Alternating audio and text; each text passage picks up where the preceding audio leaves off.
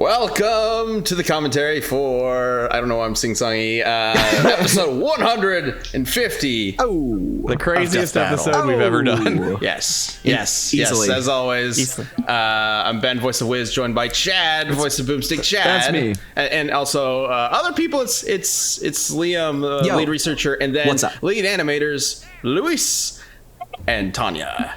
Hello. Oh. Dun, dun, dun.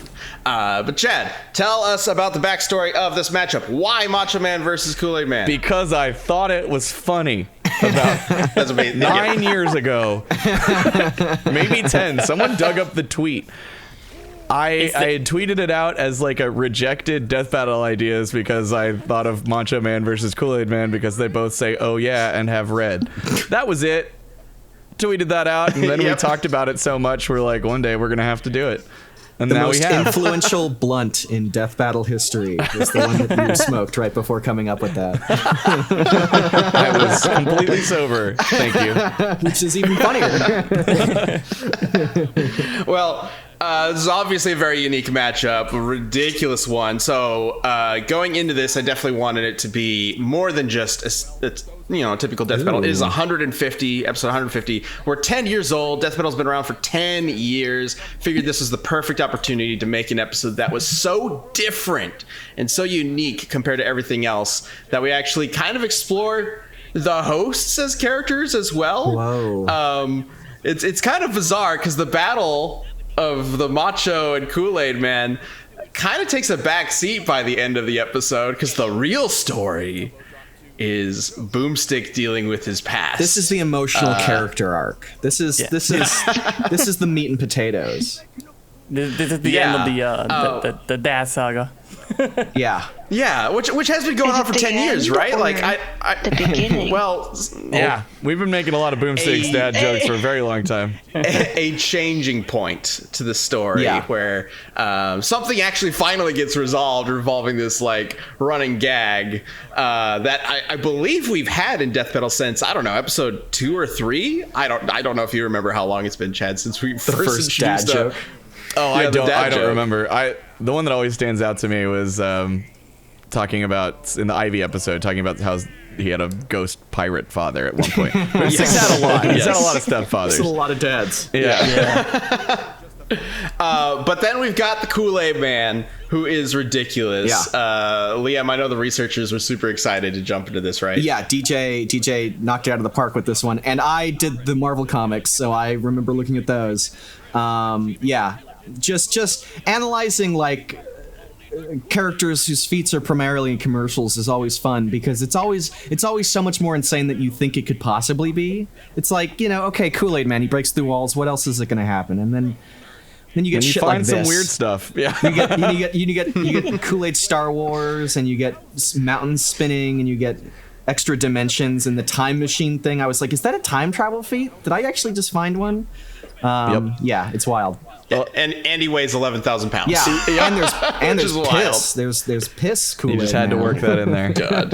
Well, it's like once a year, we'd be going and talking about like our matchups for the next year, and then this would get brought up, and then I'd take a moment to like do a little bit of just fun preliminary research. Like, Ben, you remember when I was trying to decide whether Kool-Aid's soul resided in the liquid or the jar? Which is like a major factor in the matchup. Like we have to cover it. It's coming up pretty soon. Also, quick shout out to Nick for the edit for this. He did a fantastic job, and basically like my main direction was make it feel 90s, which is why the slates look freaking bizarre. That's awesome. And I love it. Yep, there it is. There's the proof that he is the liquid and the jar. Can I just say real quick that like the research part of this was like amazing. Like we did a research meeting, whatever, where we went over the characters, and that was the most hilarious thing. Especially when we like the Terces were introduced. It was just like it was the most epic thing. I remember, Chad, you broke DJ, at one point. That was DJ wrote his character sheet about the Kool-Aid Man like a freaking like epic. Like introducing him as this like character who would rise to like a level of power to combat the Thirsties. And so we kind of copied a little bit of that, like took a lot of inspiration from that and how we introduced the Thirsties and whatnot. Also, Jocelyn is here. Whoa. So, I love Jocelyn. jumping into animation. Yes, jumping into animation, I really wanted to bring back everything about Death Battle, all the characters that we've introduced. And Jocelyn's never actually been in Death Battle before. So this is technically her first appearance. And then because we were making the Jocelyn model, we were like, oh, let's bring her into DBX as well. So she's actually already appeared in DBX. Yeah. But Tanya, this also kind of touches on just a major difference between this episode and others, because you've worked on a couple Death Battles now, but this one was very different in how we presented it and the characters running around and where they were at, especially the backgrounds, right? Yeah. Right. Yeah, this one. We've only done one other 2D animated Death Battle, and that was the Mask vs. Deadpool one. Yeah, One of my That's favorites. wild. You thought it couldn't get crazier after that, huh? that was That one was wild. that one was This one maybe the was- closest I could compare this Death Battle to anything else, because it does kind of break the format a bit, but this one goes balls to the wall. But jumping into the actual animation, Kool-Aid Man's got to be weird to animate, right? Yeah, he has a pretty complex rig. Just all those ice cubes are separate, and he had the little liquid at the top, so that wasn't animatable. So you could see like it's had a deformer on the top part of the liquid, so that the animators can make it liquidy. Oh, that's amazing. And we had to get the ice cubes like jostling around. Yeah, I at any never time. considered Great. that like the ice cubes needed to be moving in every shot, but that makes total sense, right? Yeah. Oh my god, I love it. It It's looks so good. This is my first time KO. seeing it. I'm so excited. Or not. Most of the And yes. most of the effects on this one, I think we did were custom, because we don't have very many big nuclear explosions. Right. Yeah, well, leaning into what I was talking about with the backgrounds earlier, there's definitely some style that comes from Camp, right? Like that's a lot of the backgrounds are kind of like borrowed from that, so that we can, focus on the animation, the crazy effects. Yeah, if you want to put the budget somewhere. I like to imagine that this is taking place For sure. at Camp Campbell. So we have a Yes. we have a massive. The artist, especially Al, he made like a massive library back in the Camp days of all the different trees. This is my favorite part. Gotcha.